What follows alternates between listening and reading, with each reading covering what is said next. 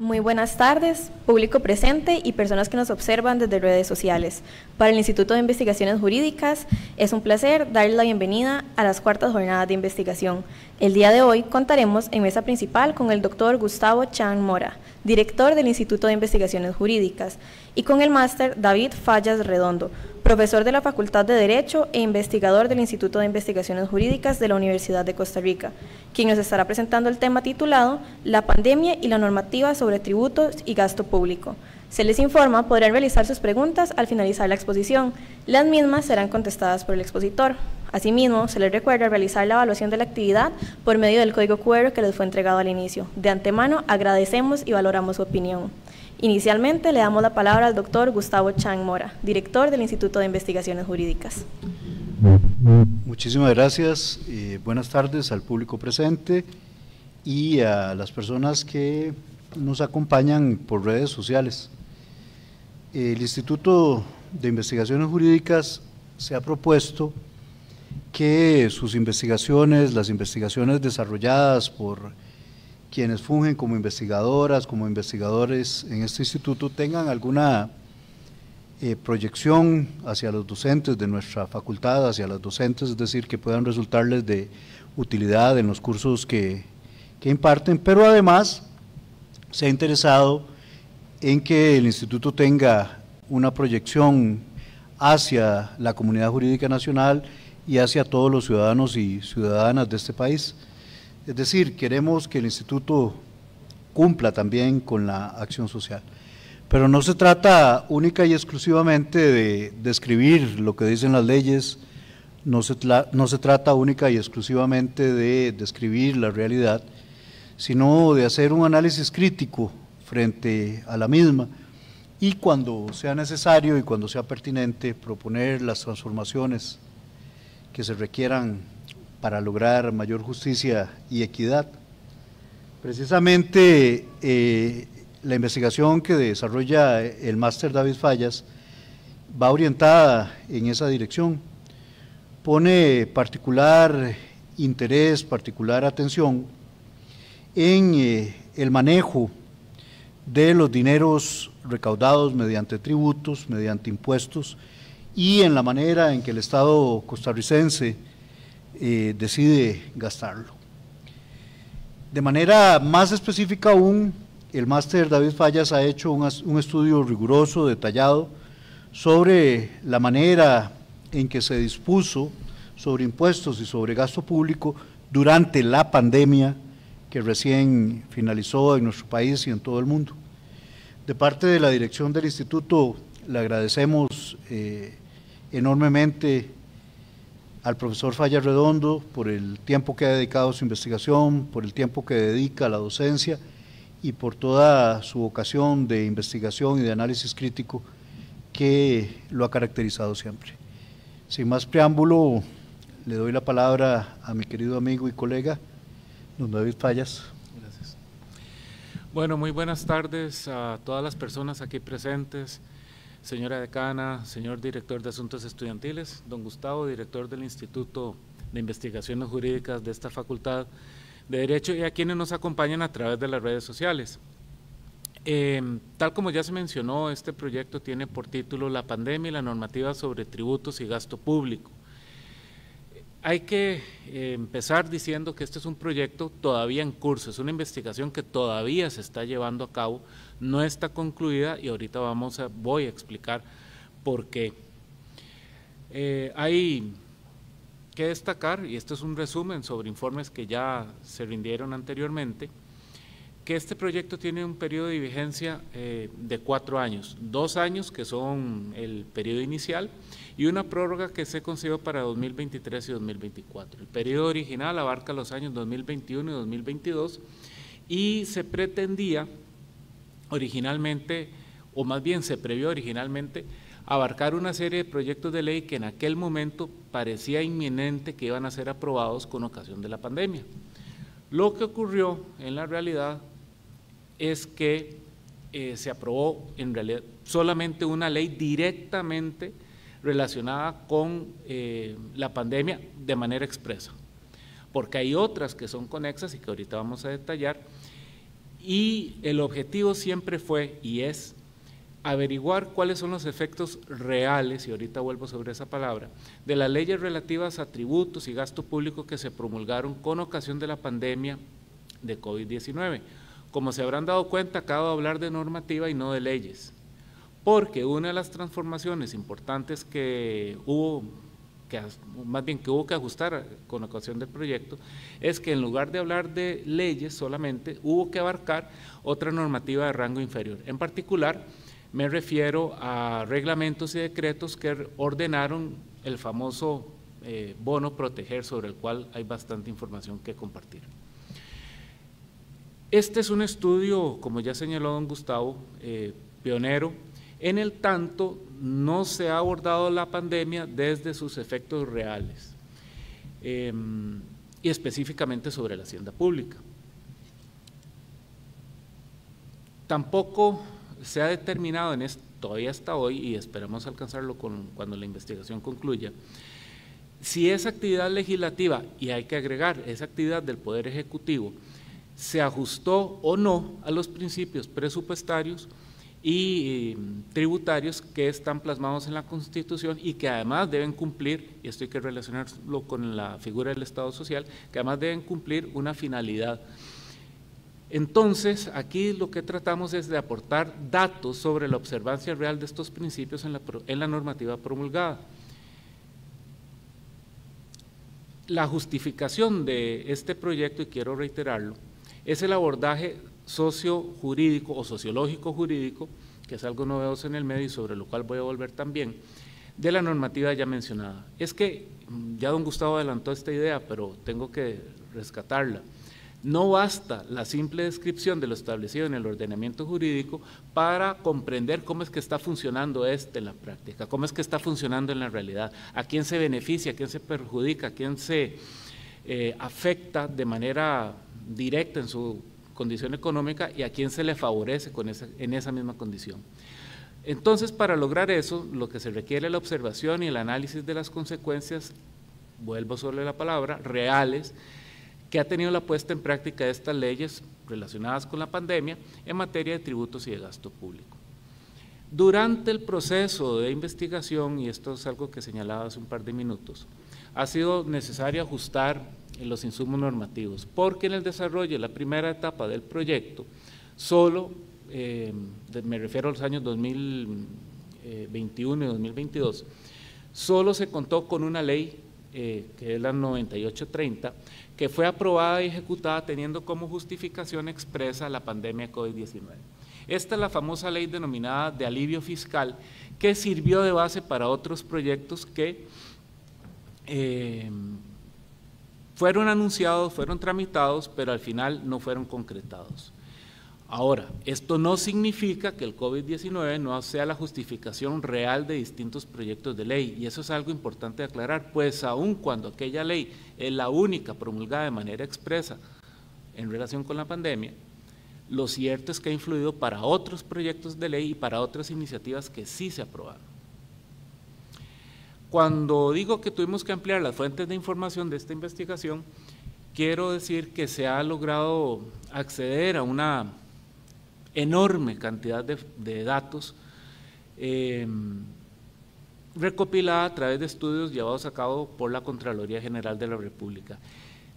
Esta institución ha jugado un papel preponderante para el desarrollo de la investigación, y es que la Contraloría ha podido dar seguimiento a otras dos leyes, por ejemplo, la 9843, denominada Fortalecimiento del Depósito Libre Comercial de Golfito, y la 9848, que se titula Ley para apoyar al contribuyente local y de reforzar la gestión financiera de las municipalidades ante la emergencia nacional por la pandemia COVID-19.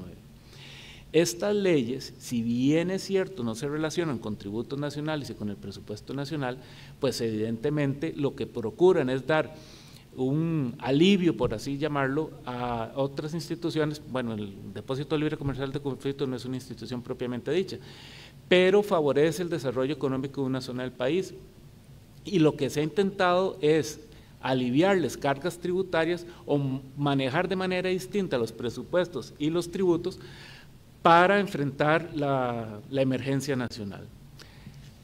Dentro de estos informes, el órgano fiscalizador nos brinda, y hay una página de transparencia en la Contraloría donde se pueden consultar, nos brinda auditorías que detallan deficiencias importantes, no solo en el planeamiento de las acciones administrativas, sino en la ejecución, y de manera muy destacada, pero esto ya requeriría otra investigación, el diseño de los instrumentos informáticos con base en los cuales se controla el ingreso y se controla el gasto público.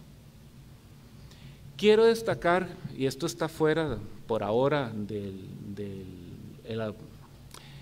de los informes rendidos, pero se está estudiando en este momento, se está recopilando la gran cantidad de informes que también tiene la Contraloría General de la República en relación con la forma como la Caja Costarricense de Seguro Social programó compras, desarrolló programas para distribución de vacunas y además procuró equipos, ustedes recordarán los famosos respiradores mecánicos, para atender la emergencia. En ese seguimiento que le hace la Contraloría de la Caja, y lo quiero anunciar de una vez, se encuentran bastantes deficiencias en el uso de los recursos y la Contraloría los apunta.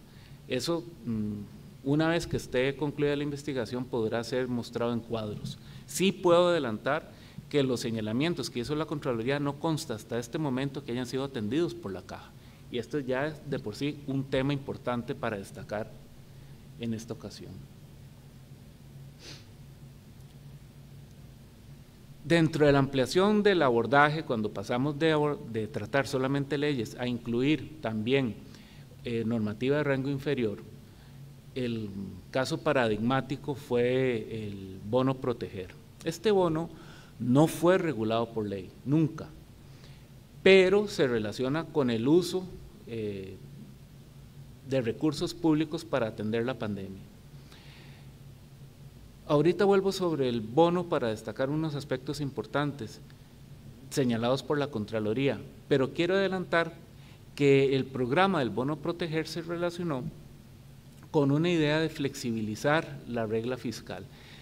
Quiero tener un minutito en esto.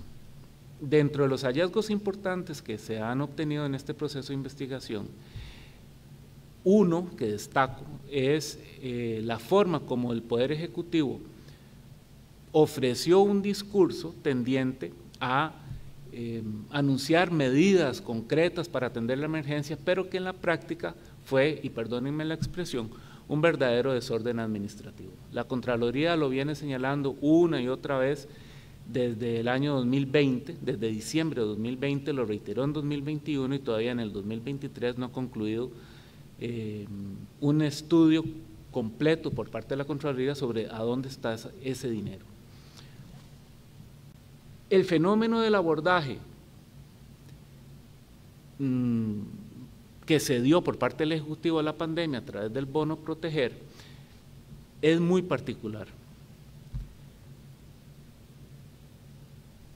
Al relacionarlo con la flexibilización de la regla fiscal, lo que quiero decir es que el propio Poder Ejecutivo, en relación con el Poder Legislativo, promulgan una ley que establece la regla fiscal, que establece límites de crecimiento de instituciones que no se relacionan con el sistema financiero, y resulta que cuando se dan situaciones de emergencia tienen que romper esos topes, tienen que romper esos límites. Una manera que se encontró para lograr eso, sin necesidad de quebrar la regla fiscal, fue el famoso bono proteger. Este bono consistía o se financiaba a través del traslado de recursos públicos de presupuestos de otras instituciones a la Comisión Nacional de Emergencia, que también se relacionó con el Ministerio de Trabajo y Seguridad Social para fijar un programa de asistencia a las personas que se veían afectadas por el desempleo generado por la pandemia. Lo que sucede y que detalló la Contraloría General de la República es que nunca se llevó un control real de cuántas personas requerían del bono, número uno, cuántas personas realmente lo recibieron, cuántas personas que sí cumplían los requisitos para recibirlo no lo recibieron, y luego personas que lo recibieron y que nunca devolvieron el dinero que recibieron de manera, digámoslo así, contraria a la ley. Actualmente, y esto es algo importante señalar, En el proyecto estamos abordando, y perdónenme la reiteración de la palabra, el proyecto de ley 23.330, que ya tiene primer debate. En este proyecto se busca excluir al SINART, a Recope, a Infocop, a la AIA, al Banco Nacional Hipotecario de la Vivienda, a CONACOP, a las universidades del Estado, al CNP, a INCOFER, a la Junta de Protección Social y los colegios profesionales de la famosa regla fiscal.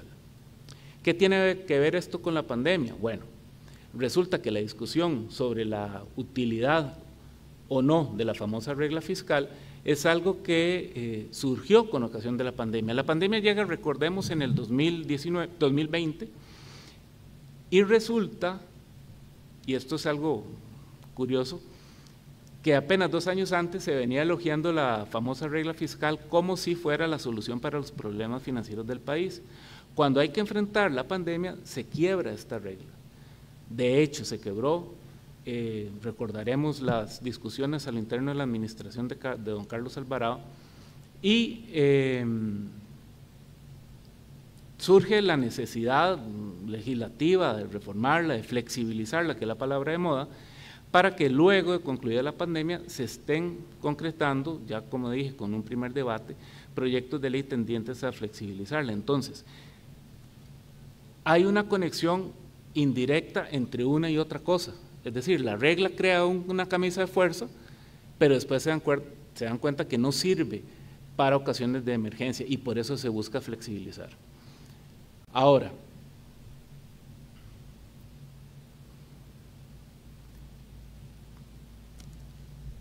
hasta este momento hay distintos hallazgos que me parece importante compartir.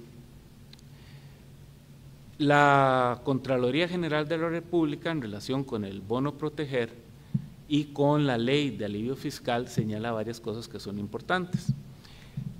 Para el periodo 2020 hubo una disminución del presupuesto o de ingresos derivados de tributos de 392.000 millones de colones, y el órgano fiscalizador, o sea, la Contraloría General de la República, atribuyó esa disminución a la contracción económica, pero también de manera directa a una moratoria en la recaudación que fue la concedida en la famosa ley de alivio fiscal, que es la ley 9830.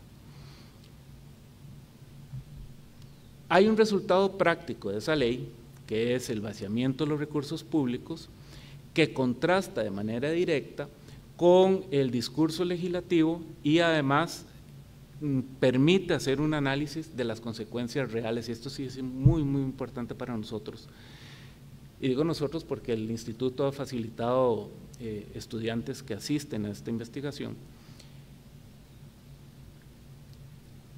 Y es esto: se anuncia un proyecto de ley, hay un discurso legislativo que ahorita voy a precisar, que se promueve para evitar que las empresas tengan que cerrar.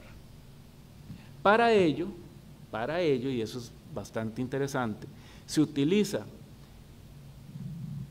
el dinero recaudado por estas empresas y que deberían transferir a los fondos públicos para que se los dejen y lo puedan utilizar como capital suyo, a cambio de que una vez cumplido el periodo de moratoria empiecen a retornarlo. Al día de hoy, y esto sí es muy llamativo, no hay una liquidación de cuánto dinero fue el que se utilizó por las empresas que recaudaban y que no llegó en ese momento a las arcas del Estado. Esa ausencia de liquidación sí es algo sumamente preocupante, porque entonces no podemos darle seguimiento a los beneficios que obtuvieron por acogerse al programa de alivio fiscal, y no sabemos si ese dinero fue reintegrado o no. Hay bastantes cosas interesantes que discutir al respecto, porque uno de ellos es qué pasaba cuando las empresas cambiaban su razón social, porque para recibir el beneficio de alivio fiscal podían tener una razón social, pero el momento de tener que devolver el dinero puede ser otra. Entonces, ¿a quién se le cobra? Había multas previstas, sí, pero todavía si no hay una liquidación, no sabemos cuán eficaz fue. Esta ley de alivio fiscal permitió el uso privado de fondos públicos, y esto sí es bastante destacable. Grave, sí. Efectivamente es bastante destacable por su gravedad. Vamos a ver, si yo, empresa X, cualquiera que sea, estoy recaudando impuestos, el dinero proveniente de impuestos, y tengo que trasladarlo al Estado, al Ministerio de Hacienda, y no lo hago en el periodo específico, que eso fue lo que autorizó la ley, entonces yo estoy haciendo uso de un dinero que no es mío, que yo recaudo para un fin X, y el presupuesto también tiene fines, y luego lo estoy utilizando para crecer yo como empresa. Y la ley lo dice de manera expresa, valga la reiteración, dice expresamente que de lo que se trata es que las empresas no tengan que acudir a su propio fondo para cubrir necesidades de su actividad. Entonces, vamos a ver, es como haberle dado un crédito a las empresas. Ese es el funcionamiento real que tiene esta ley. Como decía, todavía hoy no hay resultados concretos por parte del Ministerio de Hacienda en cuanto a quién pagó, quién no, cuánto es lo que se dejó de transferir y cuánto es lo que tienen que devolver. Y estamos hablando de una suma astronómica de dinero. Son 392 mil millones de colones estimados por la Contraloría que no se han trasladado todavía, o que no se sabe exactamente si fueron trasladados. Aquí hay una cuestión importante que es metodológica. Miren, más allá de los datos que la investigación pueda desarrollar, hay un producto que yo creo que va a ser el más provechoso, y es el de la forma o el método a seguir para investigar este tipo de casos. La importancia del Instituto de Investigaciones el Instituto de Investigaciones Jurídicas de la Facultad, pocas veces es comprendido. Y a mí me parece que es importante resaltarlo con investigaciones que han arrojado datos extraordinarios, como la del profesor Martín Rodríguez, por ejemplo, que tiene una repercusión importante en cuanto a cómo se usa el dinero que se recauda todos los días de los costarricenses. Pero hay otro producto, y es este. Vamos a ver. Decía que no basta señalar o describir la ley para comprenderla. Puede haber otra forma de comprenderla, y esto muchas veces lo pasamos por alto en la facultad. Aquí los operadores jurídicos también lo pasan por alto, porque muchas veces he escuchado yo la pregunta: ¿y esto para qué sirve? ¿Para qué sirve una investigación como la presente? ¿Para qué sirve una investigación como cualquiera de las que están expuestas en estas jornadas? Y la respuesta es esta. Muchas veces entendemos la ley simplemente como algo abstracto que nos rige la conducta, pero en realidad no es así.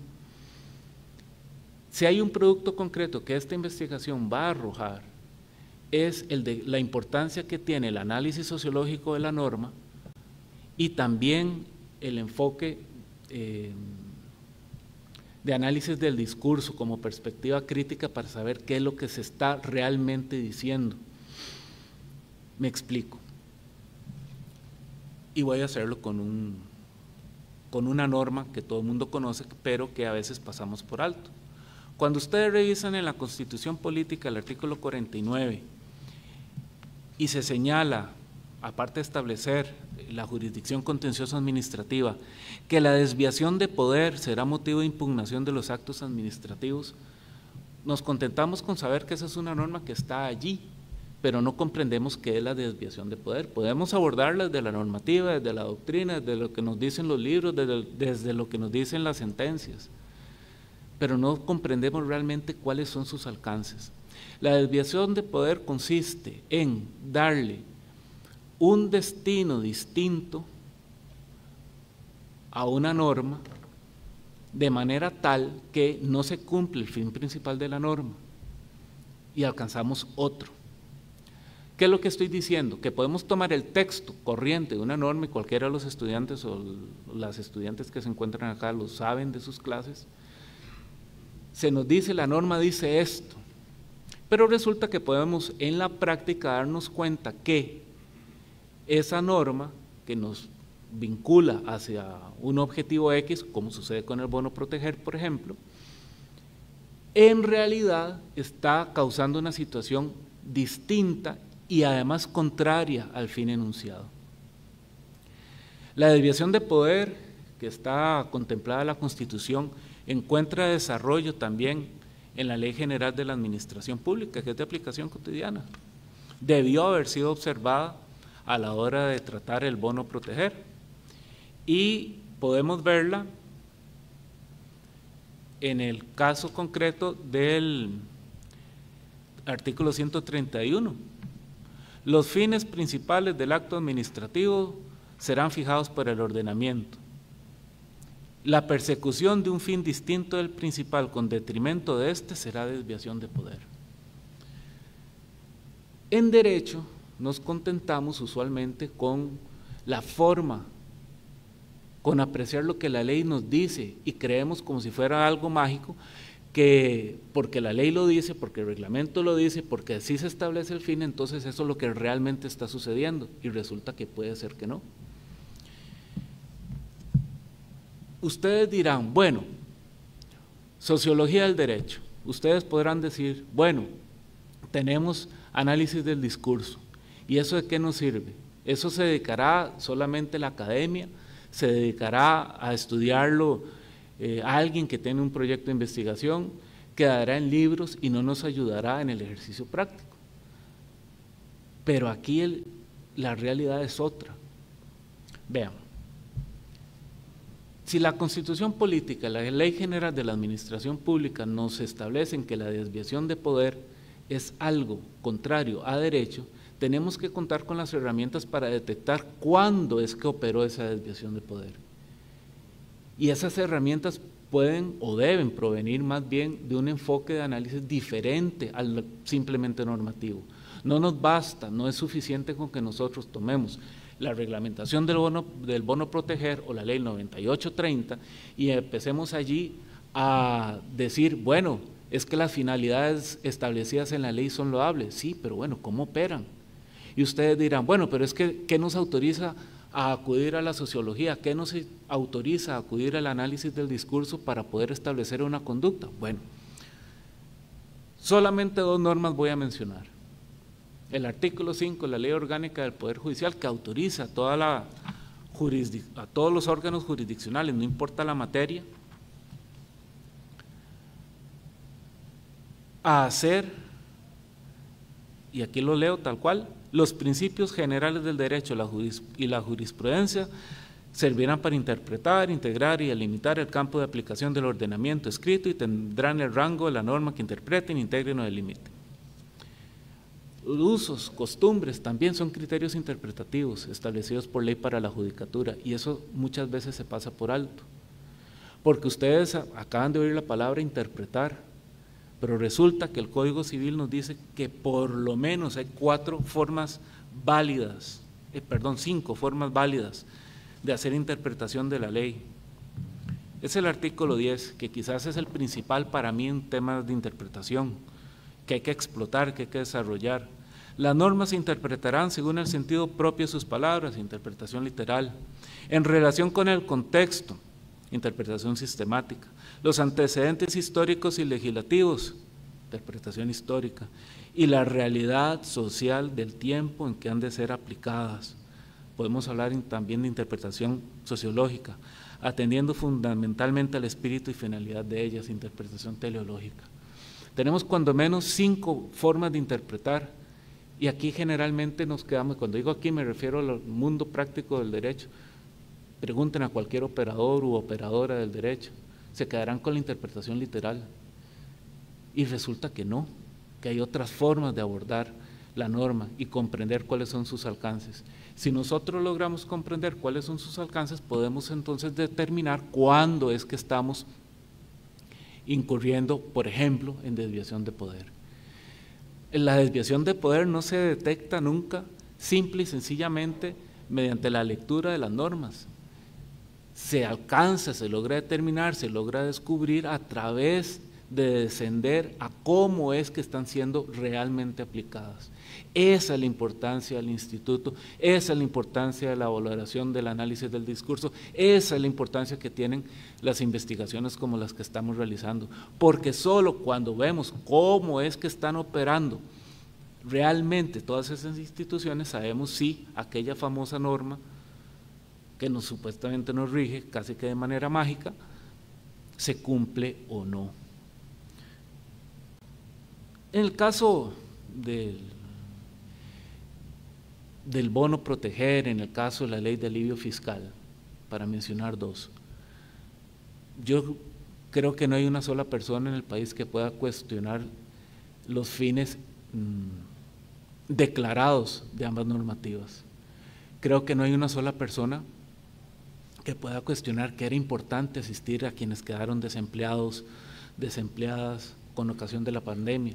Creo que no hay una sola persona que pueda discutir que era importante dotar a la caja de vacunas, dotar a los hospitales de camas, de respiradores mecánicos. Creo que tampoco hay una sola persona que pueda discutir que era importante proteger el empleo. La pregunta aquí que cabe hacerse y que nos estamos haciendo con esta investigación es si realmente todos esos enunciados se cumplieron o no. Veamos el caso de la ley de alivio fiscal. Llega corriente legislativa 12 de marzo de 2020 y se aprueba como ley el 19 de marzo de 2020. Se publica el 20 de marzo de 2020. Curiosamente, el mismo día que se declara la pandemia como tal en Costa Rica. ¿Qué quiero señalar con ello? Es una ley sumamente importante que significó en la práctica haber vaciado las arcas del Estado de una importante cantidad de recursos por muchos meses y que tuvo un trámite legislativo del 12 de marzo al 19 de marzo. Podría pensarse que es que no lo discutieron en la asamblea, y aquí tengo algo importante que decir, sí se discutió. El expediente legislativo tiene cualquier cantidad de actas, ustedes lo pueden consultar en la página de la Asamblea Legislativa, y hay intervenciones advirtiendo sobre las consecuencias que tenía esta ley, o que podía en aquel momento preverse que tuviera esta ley. Hay intervenciones y hay una muy destacada del entonces diputado Eric Rodríguez Teller, quien advierte a sus compañeras y compañeros en el plenario que esta ley podría significar lo que realmente ocurrió. Y lo más importante de la lectura, del estudio de las actas legislativas es darse cuenta cómo, casi como un encanto del lenguaje, se dice hay que proteger el trabajo, hay que proteger el trabajo, hay que proteger el trabajo, pero no descienden a vislumbrar cuáles eran las consecuencias potenciales que tenía la ley en aquel momento. Por eso es que pasó tan rápido su aprobación. Y en el caso del bono proteger,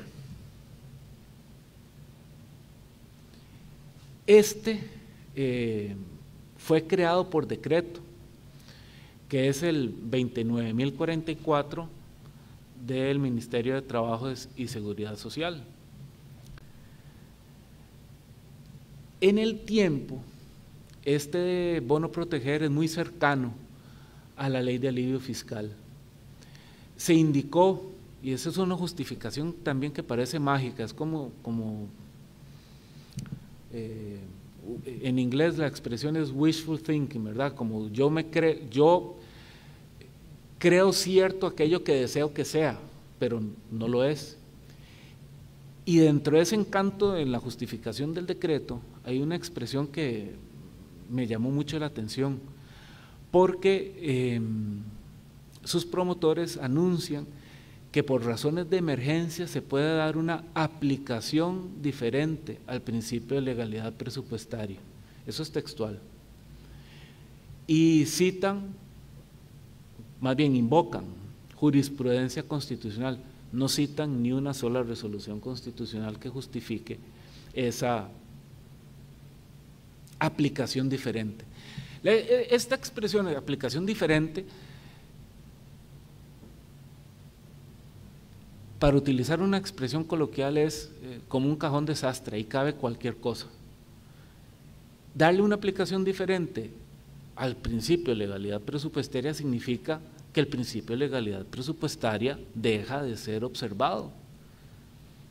Y el principio de legalidad presupuestaria básicamente lo que nos enuncia es el dinero recaudado por tributos tiene que ser ejecutado solamente para los fines para los cuales está previsto por ley. Esa es la gracia, por decirlo así, de las leyes presupuestarias. Nos dicen cuánto puedo gastar, para qué, pero es determinado por el legislador. Si yo le voy a dar una aplicación diferente al principio de legalidad presupuestaria, lo que estoy diciendo es que ya no importa lo que dijo el legislador. Y eso es exactamente lo que operó en la práctica con el famoso bono proteger. Dineros que estaban presupuestados para X y Y fin fueron trasladados a este programa creado con urgencia, y voy a agregarlo de una vez, con sistemas informáticos inservibles que no permitían darle seguimiento ni a beneficiarios, ni a solicitantes, ni a nada. Entonces, ¿qué es esta aplicación diferente? Bueno, simple y sencillamente una forma de vaciar de contenido un principio constitucional. Okay. Y otra cosa que quisiera destacar es el carácter mágico que tiene la invocación de jurisprudencia constitucional. Nada más se dice, la sala lo permite. Bueno, ¿en qué condiciones? ¿Cuáles son los precedentes? ¿Para qué fines? Absolutamente nada de eso está en la justificación de este decreto que creó el bono proteger. Si sumamos estos dos elementos normativos, vamos a ver, la ley de alivio fiscal y el bono proteger, hasta este momento puedo afirmar como acreditado que el poder político, y me refiero a los resultados de la ejecución, que el poder político ha actuado a favor del poder económico, apelando a una flexibilización de principios presupuestarios sin contar con razones válidas para ellos, y peor todavía, sin saber en qué consistía esta famosa flexibilización. Por eso no es de extrañar que en las auditorías operativas llevadas a cabo por la Contraloría General de la República, en el caso del bono proteger, se indicó de manera literal, lo señalo, que más de 164.000 millones de colones habían sido dispuestos con un descontrol tal que hubo personas que podían haber recibido el bono y no lo recibieron, otras que podían haberlo recibido estando impedidas para recibirlo, y otras que podrían haber presentado información para recibirlo, pero que nunca recibieron respuesta sobre el porqué.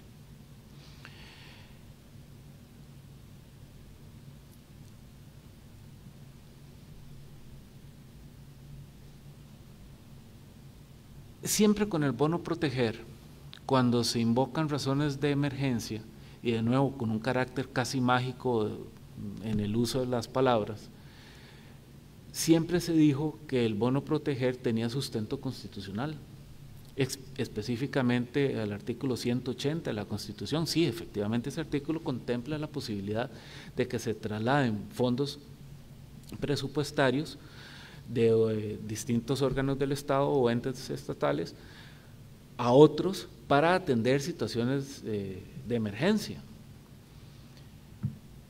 Lo que sucede es que el 180 no contempló nunca una situación como la del COVID. Vean ustedes que el artículo 180 constitucional de manera expresa se refiere a otra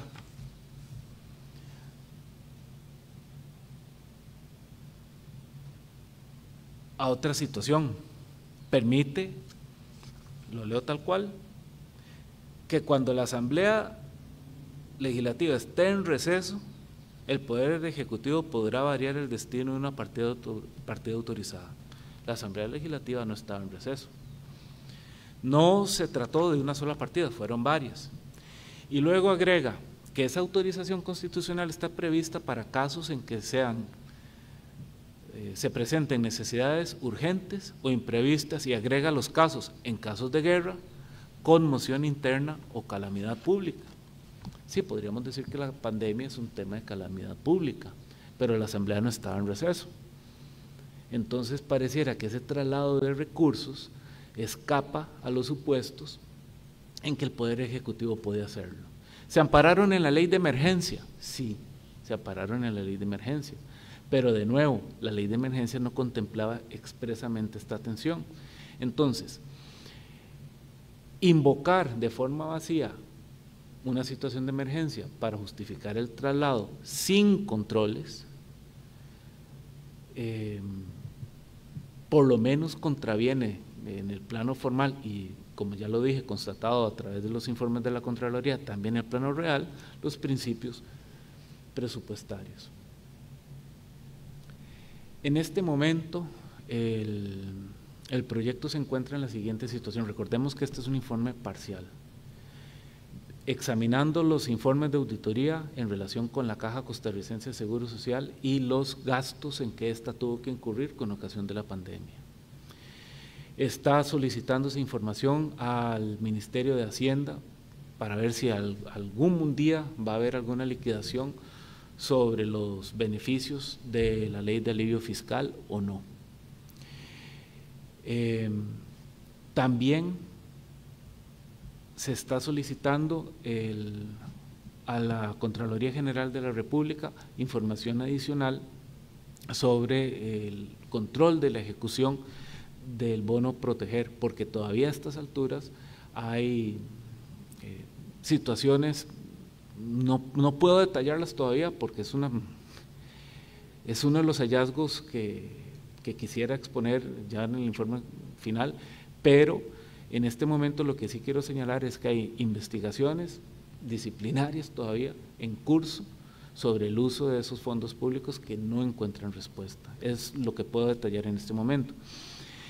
Y el producto principal, repito, es la explotación de análisis del discurso, la explotación de enfoque sociológico para valorar estos fenómenos y comprender las normas que serán entregados en el informe final una vez que concluya el proyecto. Casi como un manual de aproximación a estos fenómenos desde esas dos perspectivas. Don Gustavo. Muchas gracias, David. Para cerrar la exposición, yo quisiera recuperar algunas ideas centrales de lo que ha dicho el profesor David Fallas. A ver, una de ellas es de naturaleza metodológica y los abogados y abogadas usualmente no reparamos en esto. Esencialmente hay tres maneras de aproximarnos al derecho, ¿no? Una de ellas es desde la filosofía del derecho, básicamente preguntándonos sobre el carácter justo o injusto de las normas, de las leyes, utilizando algún parámetro para realizar esa evaluación. En segundo lugar, en la que nos educan y muchas veces nos ciegan, que es la interpretación exclusivamente doctrinal o dogmática, ¿no?, que nos enseñan a interpretar las leyes, ¿no? Eso es lo que nos enseñaron en esta facultad y lo que muchos se sigue enseñando, pero se está rompiendo y abriendo una nueva visión. Es decir, nos enseñaron que el derecho era interpretar lo que dicen los códigos, pero hay otra posibilidad de aproximación y es la que ha destacado el profesor Fallas Redondo, es la aproximación desde la sociología del derecho, desde la pregunta sobre los hechos del derecho. ¿Qué es el derecho real? ¿Qué es el derecho de papel? ¿Cuánto de lo que dice la ley realmente se cumple? Y ahí hay dos posibilidades de aproximación fundamentales, ¿no? Primero, una aproximación genealógica que deberíamos recordársela a nuestros estudiantes siempre en cada clase. ¿Cuál es el origen de las normas? ¿Por qué los legisladores están interesados en promulgar una norma? ¿Quiénes están detrás de la idea de que una ley sea ley formal de la República? ¿Cuáles intereses declarados hay? ¿Cuáles intereses latentes, no declarados hay? Siempre tendríamos que indagar qué hay detrás de la promulgación de una norma para dejar de creer en santos que orinan y en angelitos con alitas blancas. Las leyes no son entelequias que andan por ahí flotando, siempre son producto de la conflictividad social y siempre son producto de algún interés. Por eso esa indagación genealógica hay que hacerla siempre. Pero además hay que hacer una indagación operacional, ¿no? ¿Cuánto de los objetivos que se proponen expresamente las leyes, el prelegislador o el legislador realmente se alcanzan? Y más aún, ¿sirven o no las leyes que se proponen para alcanzar esos objetivos que se proponen? ¿O son solo leyes simbólicas? Son leyes para la gradería, son leyes para alcanzar votos por uno u otro partido. Justamente eso es lo que hace la investigación del profesor David Fallas, ¿no? Si estas leyes fueron propuestas para alcanzar objetivos X, Y y Z, ¿se alcanzaron o no se alcanzaron esos objetivos? Y si no se alcanzaron, entonces, ¿cuáles objetivos sí se alcanzaron? En su fracaso, ¿para qué sirvieron realmente estas leyes? Y ese es el interés justamente que subyace en la creación del Observatorio Sociojurídico de la Justicia y de las Políticas Públicas, que se hagan indagaciones de esta naturaleza, como la que está haciendo el profesor Fallas Redondo, justamente en el Instituto y en el Observatorio Sociojurídico. De parte nuestra, yo quisiera hacerte una pregunta, justamente para que destaques en 3 líneas, muy brevemente, ¿no? ¿Qué de aquello que se propuso nunca se logró? ¿Y cuál hipótesis de trabajo podés construir acerca de lo que sí se logró de manera subrepticia o subyacente? Muchísimas gracias. Bueno, ya pasamos a la parte que me parece más interesante de todas estas presentaciones y donde yo también voy a tener que subir el tono de voz, porque una cosa es exponer un resultado, un informe, y otra cosa es conversar con personas que plantean retos como la pregunta que ha anunciado don Gustavo. Antes de contestar la pregunta en las 3 líneas que me solicita, quiero agregar 2 cosas. Una, que no lo mencioné a la hora de exponer, porque ya lo había mencionado en otras oportunidades, pero quiero destacarlo. El fracaso presupuestario derivado de la ley de alivio fiscal justificó de manera expresa otro proyecto del Poder Ejecutivo, que no se convirtió en ley, que era la ley para la reducción de jornadas de los empleados públicos.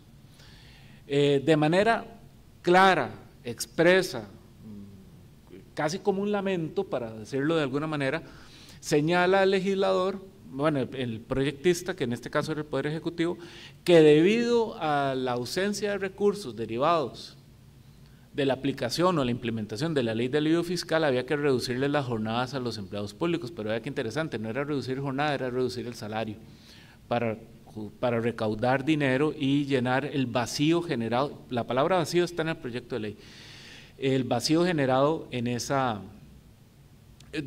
el presupuesto por esa ley. Ahora, retomando la primera parte de la intervención de don Gustavo, muchas personas critican el uso de la sociología del derecho, aproximaciones desde la sociología del derecho para entender normas, y creen que eso genera una interpretación, algunos dicen analógica, pero yo no sé qué es lo que quieren decir cuando utilizan esa expresión en este contexto que voy a mencionar, y otros dicen que se están ampliando las figuras cuando se trata de acudir a este tipo de herramientas, la sociología del derecho o el análisis del discurso, para comprender el alcance de normas penales.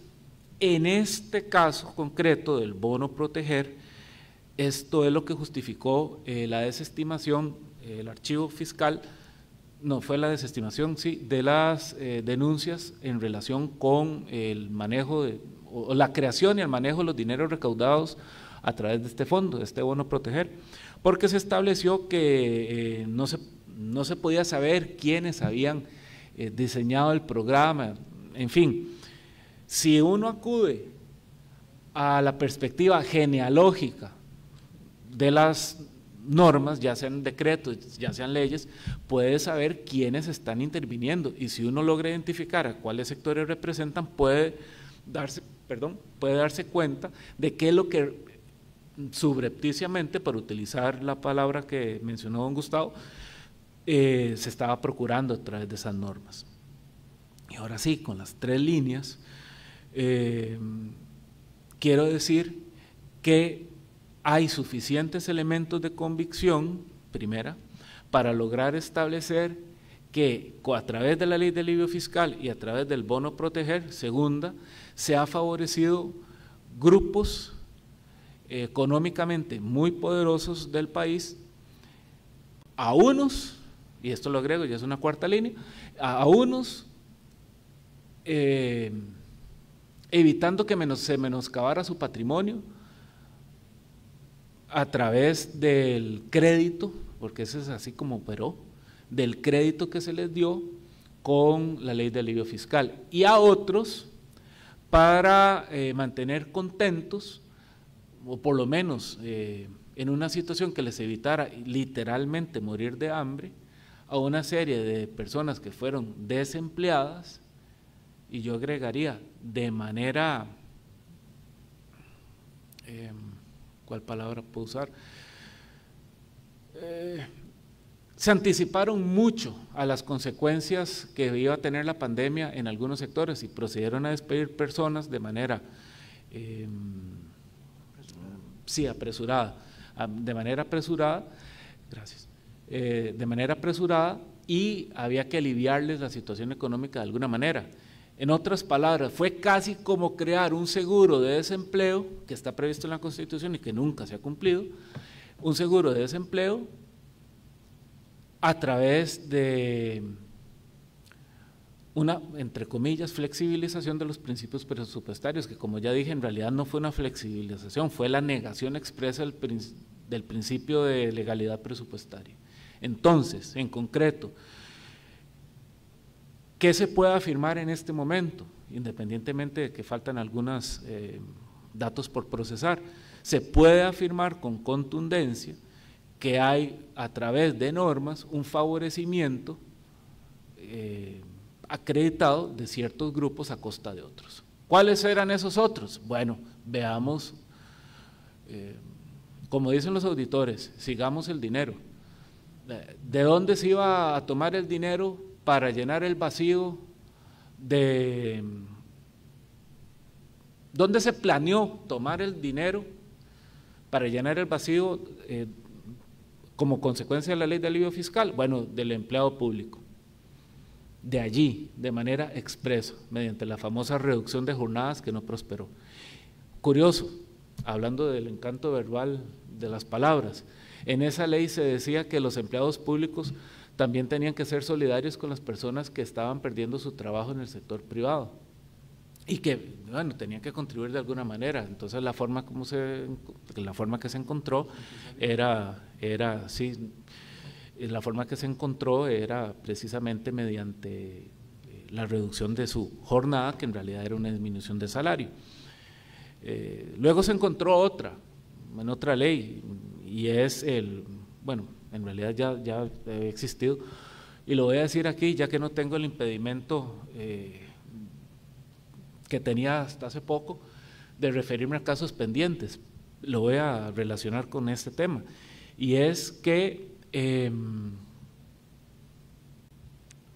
cuando ustedes se dan cuenta que se reduce el Estado social que conocimos nosotros y que está en la Constitución, en el artículo 50 regulado, a otra cosa que es un Estado prestacional, que no es lo mismo, No es lo mismo velar por los derechos económicos, sociales y culturales, que no todos son prestacionales, o sea, no todos requieren de una asistencia económica por parte del Estado para que usted lo realice, sino más bien de una regulación para que otras personas no evadan impuestos, para que los usos de los recursos sean razonables, etcétera. Cuando usted ve la reducción del Estado social, número uno, ve la disminución en su alcance de los derechos económicos, sociales y culturales, y se encuentra que en la práctica, por ejemplo, un transitorio de la Ley de Empleo Público congela salarios de manera indefinida hasta que los alcancen quienes ingresan por primera vez al sector público, entonces usted se da cuenta que hay una retroactividad de la ley en la práctica. Veámoslo por la consecuencia. Sí, claro, es que suena muy bonito que a mí me digan, su salario va a estar congelado hasta que lo alcancen. A usted no le estamos afectando porque sigue ganando lo mismo en términos absolutos. Y cuando uno se pone a ver, bueno, vamos a ver, anteriormente tenía posibilidad de ajuste salarial, anteriormente conforme a la inflación, tenía tales y cuales incentivos que se pagaban de manera porcentual. Cuando le convierten eso en dinero, vamos a ver, en números absolutos, ya no porcentuales, y además le dicen que lo congelan hasta que el otro le alcance, ¿qué es lo que están haciendo realmente? Esperando que algún día aquel que viene atrás y que viene entrando con otras condiciones llegue a alcanzarme. En otras palabras, ¿qué significa en la práctica? Que mi salario, que tenía X y Y componentes, ya dejó de tenerlos y me están aplicando la norma nueva. Por eso me dicen que me lo congelan. Suena muy bonito, pero es una aplicación retroactiva de una norma incluida en el 2018 para personas que trabajaban desde mucho antes en otras condiciones. ¿Esto menoscaba las condiciones del Estado social? Sí, en la práctica. Ahora liguémoslo con el proyecto, volviendo al proyecto. Si en el 2020 se trató de reducir el salario de los empleados públicos por X y Y razón, con aquel transitorio de la Ley de Empleo Público se logró. Que la ley es que las jornadas 4-3, que todo el mundo opina, pero pocos han leído el proyecto.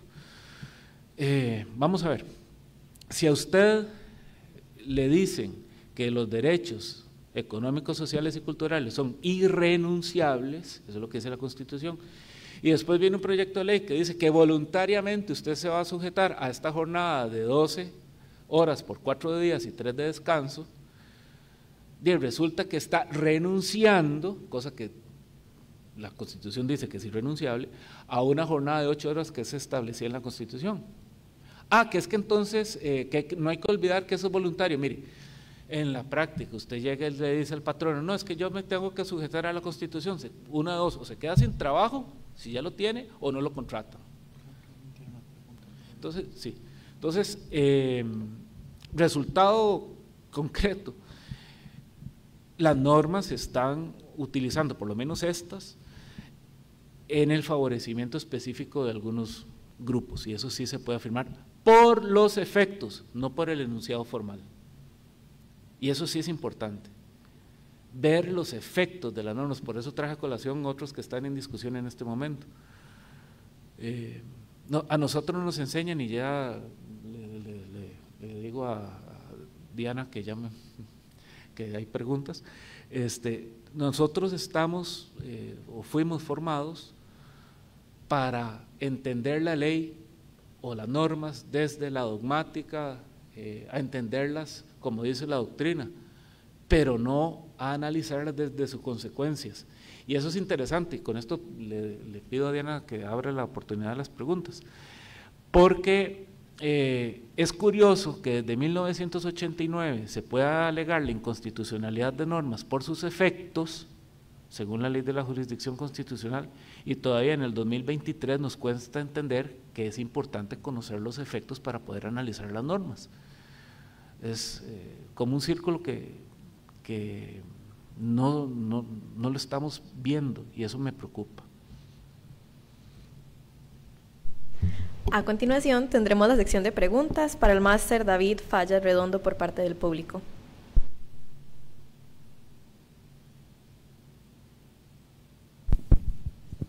Sí, buenas tardes.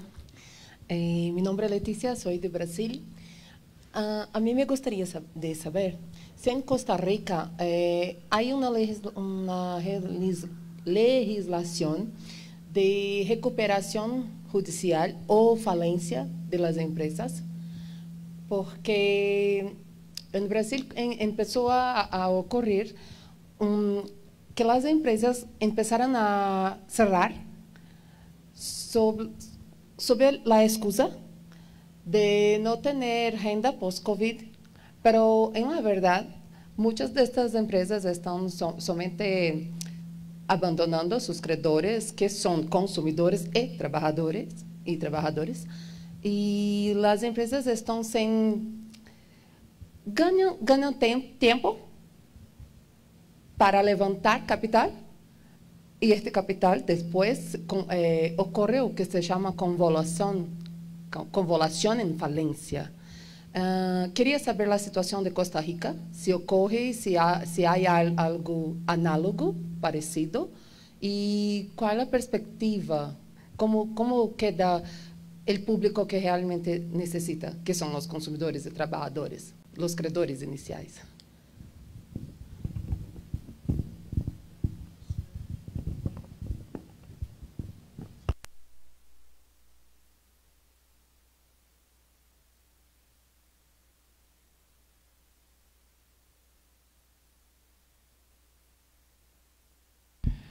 Bueno, consultaba con don Gustavo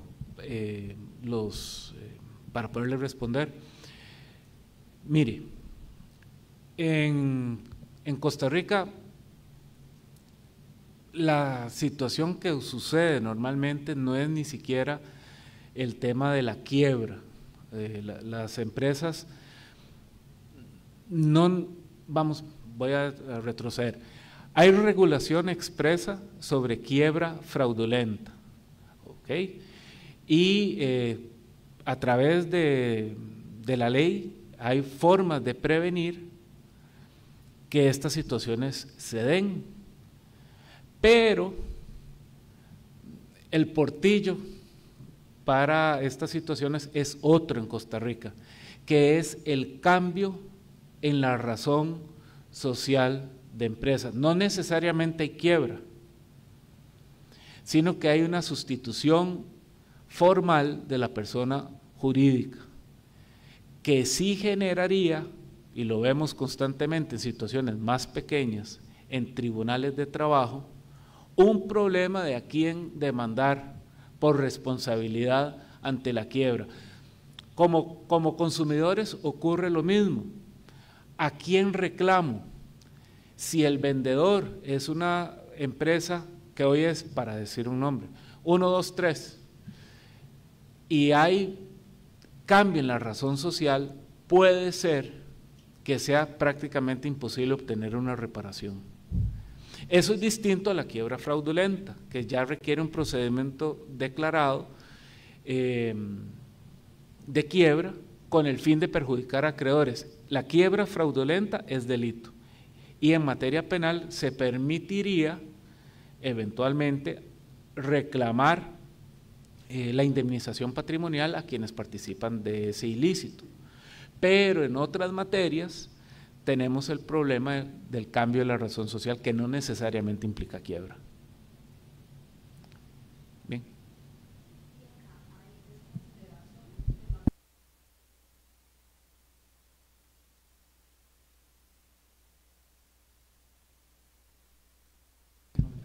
No le entendí. Si hay, ¿qué, perdón? Si hay desconsideración de la personalidad jurídica, que es cuando afecta el patrimonio del socio y no de la empresa. ¿Hay? Acá no. Sí. Y sí. no consiguen buscar, ainda así. Si le entiendo bien, es separar, o más bien, desplazar la personalidad jurídica cuando hay afectación del socio. Ok, sí, el desplazamiento o levantamiento del velo de la personalidad jurídica también puede beneficiar al socio, al accionista. Vamos a ver, yo como accionista puedo solicitar ese mismo levantamiento. Por principios generales, no recuerdo que haya legislación expresa sobre eso, ¿no hay? ¿Verdad? No. Es como, ustedes tienen una empresa y cambiaron a razón social. Cuando cambia, hasta este momento, su patrimonio también puede ser alcanzado por los datos de en cuanto estaban socios, antes de cerrar, de tocar, antes de cambiar. Ya. Es como sale de la personalidad jurídica, la empresa de ustedes, y afecta su coche, su casa, de los socios. Si existe o no, y si no consiguen alcanzar nada, que sería una lacuna. Yo creo que no entiendo el… ok. Ajá. Sí.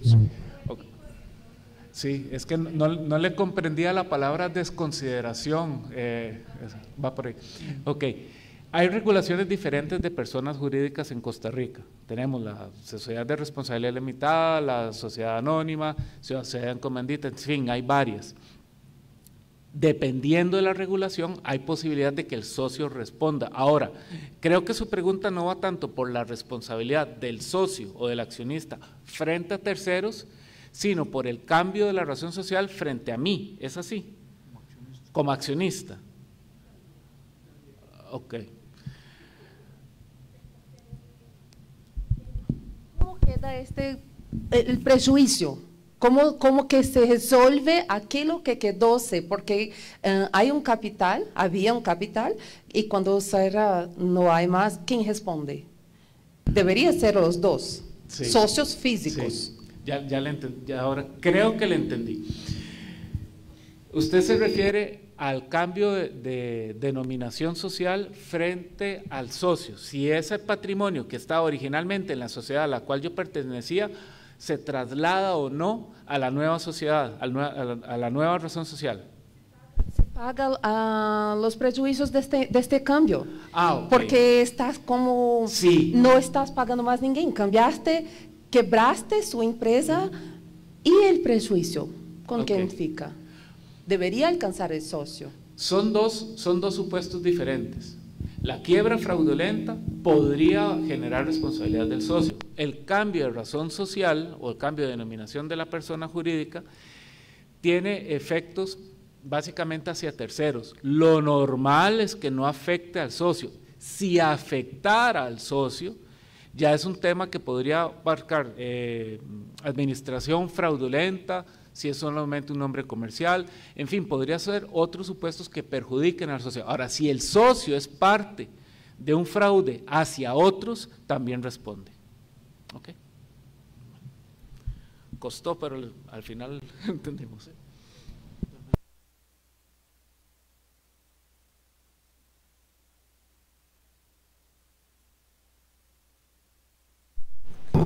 Bien, habiendo concluido la sección de preguntas, agradecemos al máster David Fallas Redondo por honrarnos con sus palabras y por compartir sus conocimientos con nosotros. Asimismo, a todas las personas que asistieron a esta conferencia y a quienes nos vieron desde redes sociales. Se les recuerda, este ciclo de conferencias continuará en este mismo auditorio a las 3 p.m. con la conferencia del doctor Jaime Ordóñez Chacón, titulada Desigualdad económica y erosión de los derechos humanos, el caso de Costa Rica. Finalmente, agradecemos y valoramos nos brinden su opinión por medio del código QR que les fue dado al inicio. Les deseamos una muy buena tarde.